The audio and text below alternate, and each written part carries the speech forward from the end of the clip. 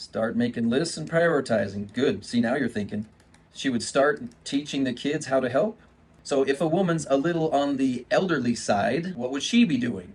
Find other people she can rely on for support. I know I'm making this uncomfortable, brethren, because we have to go beyond the normal length of time that a person thinks so you can get to the point of pondering. Thank you. Learning new skills herself so she can function alone better. Trade services. Thank you.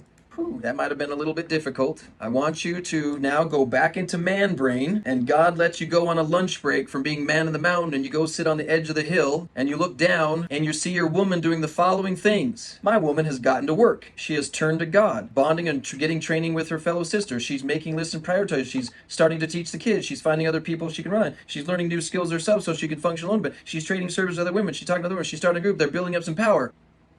It's as if she's getting ready to leave me.